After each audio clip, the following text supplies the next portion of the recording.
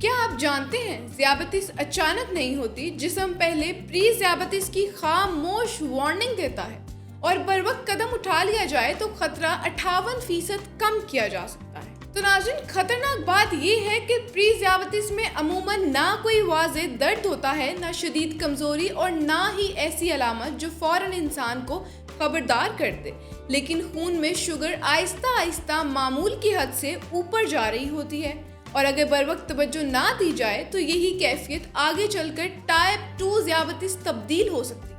International diabetes federation کے مطابق پاکستان کے تقریباً 3 کروڑ 35 لاکھ بالغ افراد ذیابیطس کے ساتھ زندگی گزار رہے ہیں۔ پاکستان دنیا میں ذیابیطس کے سب سے زیادہ پھیلاؤ والے ملک میں شامل ہے، جبکہ موجودہ رجحان جاری رہا تو 2050 تک مریضوں کی تعداد 7 کروڑ سے تجاوز کر سکتی ہے۔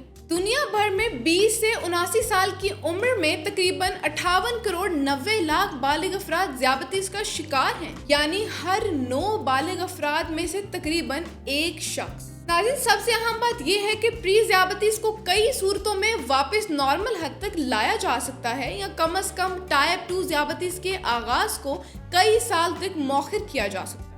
اگر کسی شخص کا وزن زیادہ ہے تو وزن میں کمی بھی فائدہ دے سکتی ہے۔ 5 سے 10% وزن کم کرنے سے بلڈ شوگر، بلڈ پریشر اور کولیسٹرول بہتر ہو سکتے ہیں۔ مثال کے طور پر اگر کسی شخص کا وزن 90 کلو گرام ہے تو تقریباً 4.5 سے 9 کلو گرام کی بدتریج کمی بھی اہم تبدیلی پیدا کر سکتی ہے، لیکن یہ ہدف ہر شخص کے لیے یکساں نہیں۔ کم وزن حمل کسی دائمی بیماری یا کھانے سے متعلق نفسیاتی مسئلے کی صورت میں وزن گھٹانا نقصان دہ بھی ہو سکتا ہے۔ اسی لیے انتہائی کم کیلوریز والی ڈائٹ، کئی دن بھوکا رہنے یا تیزی سے وزن کم کرنے والے طریقوں پر طبی نگرانی کے بغیر عمل نہ کریں۔ خوراک میں تبدیلی کا مطلب یہ نہیں کہ روٹی، چاول یا ہر قسم کے کاربوہائیڈریٹ ہمیشہ کے لیے چھوڑ دیے جائیں۔ زیادہ اہم بات مقدار، معیار اور پورے کھانے کا مجموعی توازن ہے۔ ناظرین، پلیٹ کا تقریباً آدھا حصہ بغیر نشاستے والی سبزیاں، 1/4 حصہ پروٹین اور باقی 1/4 حصہ مناسب مقدار میں ثابت اناج یا کاربوہائیڈریٹ پر مشتمل رکھا جا سکتا ہے۔ سفید آٹے کی مصنوعات، میٹھی بیکری اشیاء، مٹھائیاں اور انتہائی پروسیسڈ خوراک کم کر کے دالیں، چنے، سبزیاں، ثابت اناج، مناسب مقدار میں پھل، مچھلی، انڈے، دہی اور گری دار میوے شامل کیے جا سکتے ہیں۔ میٹھے مشروبات سب سے پہلے کم کرنا ایک مؤثر قدم ہو سکتا ہے۔ کولڈ ڈرنکس، انرجی ڈرنکس، میٹھی چائے، پیکٹ والے جوس اور شربت بہت کم وقت میں بڑی مقدار میں شکر اور کیلوریز جسم میں پہنچا سکتے ہیں، لیکن پیٹ بھرنے کا احساس بھی نہیں دیتے۔ پورا پھل جوس سے بہتر انتخاب ہوتا ہے کیونکہ اس میں فائبر موجود ہوتا ہے اور اسے کھانے میں وقت لگتا ہے، تاہم پھل بھی لامحدود مقدار میں نہیں کھانا چاہیے، خصوصاً اگر شوگر پہلے ہی بڑھی ہوئی ہو۔ تو ناظرین، فائبر خوراک کے ہضم ہونے کی رفتار کو سست کرتا ہے اور کھانے کے بعد بلڈ شوگر میں تیز اضافے کو کم کرنے میں مدد دے سکتا ہے۔ دالیں، لوبیا، چنے، سبزیاں، جو ثابت گندم اور چھلکے سمیت مناسب پھل فائبر کے اچھے ذرائع ہیں۔ اس کے مقابلے میں سفید روٹی، میدے کی اشیاء، میٹھی سیریلز اور کم فائدے والی خوراک جلد ہضم ہو کر شوگر کو تیزی سے بڑھا سکتی ہے۔ مقصد کسی ایک غذا کو معجزاتی علاج سمجھنا نہیں، بلکہ ایسی خوراک اپنانا ہے جسے مہینوں اور برسوں تک جاری رکھا جا سکے۔ جسمانی سرگرمی بھی اتنی ہی ضروری ہے۔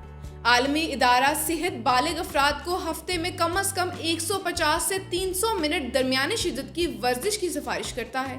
اس کا مطلب یہ ہے کہ ہفتے میں 5 دن تقریباً 30 منٹ تیز چہل قدمی بھی ہو سکتی ہے، یعنی مسلسل 30 منٹ نکالنا مشکل ہو تو 10-10 منٹ کے 3 سیشن کیے جا سکتے ہیں۔ ہفتے میں کم از کم 2 دن پٹھوں کو مضبوط کرنے والی ورزش بھی فائدہ دے سکتی ہے، کیونکہ فعال پٹھے گلوکوز کو توانائی کے طور پر استعمال کرتے ہیں۔ ناظرین، کیا آپ جانتے ہیں صرف جم جانا ضروری نہیں، تیز چلنا، سائیکل چلانا، تیراکی، سیڑھیاں چڑھنا، باغبانی اور گھر کے متحرک کام بھی جسمانی سرگرمی میں شمار ہوتے ہیں۔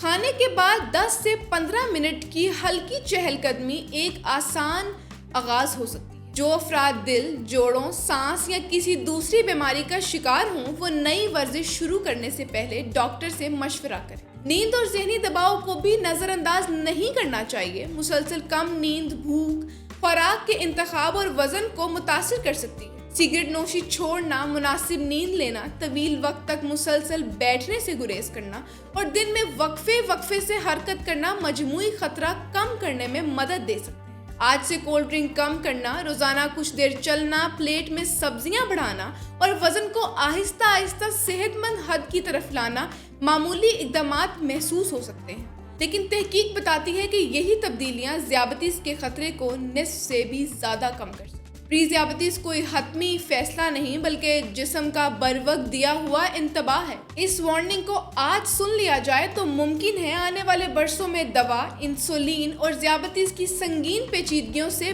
बचा जा सकता है।